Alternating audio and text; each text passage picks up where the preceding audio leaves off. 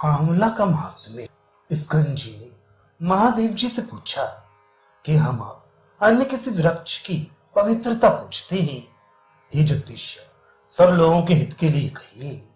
महादेव जी बोले कि सब लोगों में विख्यात आमलकी का फल परम पवित्र है, जिसके लगाने से चाहे नर हो या नारी जन्म के बंधन से छूट जाता है। यह फल अति पवित्र होने के कारण वासुदेव जी को अति प्रिय है। वह इसके भक्षण मात्र से प्राणी सब पापों से छूटता है। भक्षण करने से आयु बढ़ती है, पान करने से धर्म इकट्ठा होता है, उसको लगाकर स्नान करने से अलक्ष्मी नाश होता है, वह सब ऐश्वर्य मिलता है। हे श्रीराम, जिस ग्रह में सदा धात्री फल रहते हैं या उसका वृक्ष लगा रहता है, उस ग्रह में प्रेत, दैत्य व राक्षस नहीं जाते। एकादशी के एक दिन एक भी धात्री फल मनुष्यों के ग्रह में रहता है तो उस ग्रह के समान पवित्र न गंगा रहती है, न गया, न काशी, न पुष्कर। दोनों पक्ष की एकादशियों में जो अमरा के फल देह में लगाकर या जल में डालकर स्नान करता है, उसके सब पाप नष्ट हो जाते हैं। वह विष्णु लोक में जाकर पूजित होता है। हे श्रीराम, धात्री फल का भक्षण व स्नान हर वासर में नियत है, परंतु व्रत के दिन केवल धात्री फल सहित स्नान करना चाहिए। वह पारण के दिन धात्री फल भक्षण करना चाहिए। वह जो धात्री फल खाकर एकादशी का व्रत करता है, वह व्रत के दिन आम्ल के फल से स्नान करता, फिर पारण के दिन द्वादशी को धात्री फल खाता है। एकादशी चाहे कृष्ण पक्ष की हो या शुक्ल पक्ष की हो, सुहिष्णान एक ही उपवास इस विधि से करने से 7 जन्म के किए हुए पापों से करने वाला छूट जाता है, इसमें संशय नहीं है। अक्षय स्वर्गलोक पाता है, श्री विष्णु की सायुज्य मुक्ति पाता है। इससे सब प्रयत्नों से धात्री स्नान, स्पर्श व दर्शन करना चाहिए, क्योंकि धात्री के द्रव से जिसके बाल निरंतर मले जाते हैं, वह फिर हे शरानन माता का दूध कभी नहीं पीता, यानी मुक्त हो जाता है।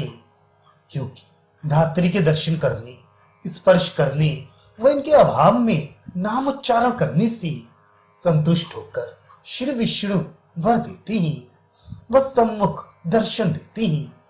जहां धात्री फल रहता है वहां केशव भगवान रहते हैं, वहां सरस्वती, लक्ष्मी दोनों स्थिर होकर रहती हैं, वह ब्रह्मा रहते हैं। इससे धात्री फल अवश्य गृह में स्थापित रखें, क्योंकि जहां धात्री प्रतिष्ठित रहती है वहां अलक्ष्मी नष्ट हो जाती है।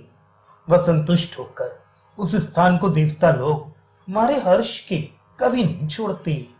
जो कोई धात्री फल सहित नैवेद्य देता है, उसके ऊपर विष्णु संतुष्ट होते हैं। अन्य सैकड़ों यज्ञों से इतना संतुष्ट नहीं होते। धात्री फल के रस से स्नान करके जो लक्ष्मी नाथ की पूजा करता है, वह उसके मन में जो अभीष्ट होता है उसका फल पाता है।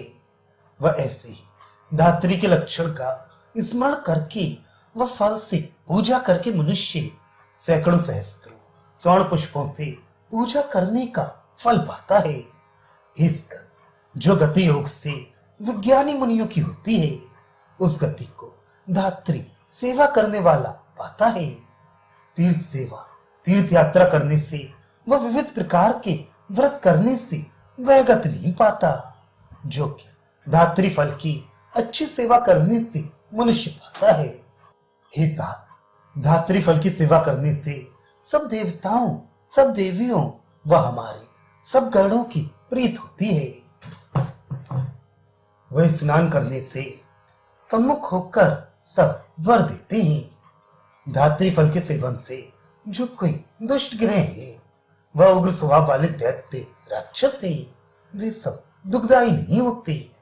हे पुत्र, सब यज्ञों में, सब कार्यों में व सब देवताओं की पूजा में आमलकी का फल उत्तम व प्रशस्त होता है, पर सूर्य को छोड़कर इससे हिता रविवासर को वह विशेष करके सप्तमी को धात्री फल के निकट न जाना चाहिए। रविवार को जो कोई धात्री फल से स्नान करता है या भोजन करता है, आयु, धन, स्त्री सब उसके नष्ट हो जाते हैं। संक्रांति, शुक्रवार, षष्ठी, प्रतिपदा, नवमी व अमावस्या में धात्री को दूर से बनाना चाहिए। मरण के समय मुख, पेट, सिर, केश, शरीर, नाक, कान इनमें जिसके धात्री फल रहता है वह विष्णु मंदिर को जाता है। धात्री फल के केवल स्पर्श मात्र से मरने पर मनुष्य श्री विष्णु के लोक को जाता है। उसके सब पाप क्षय हो जाते हैं। विमान पर चढ़कर स्वर्ग को जाता है। धात्री फल का सरस चूर्ण लगाकर जो पुरुष स्नान करने को चलता है वह धर्मात्मा पद पद पर अश्वमेध का फल पाता है। धात्री फल के दर्शन मात्र से जो कोई पापिष्ट जंतु होते हैं वह दारुण दुष्ट ग्रह होते हैं, पवित्र होकर सौम्य स्वभाव हो जाते हैं।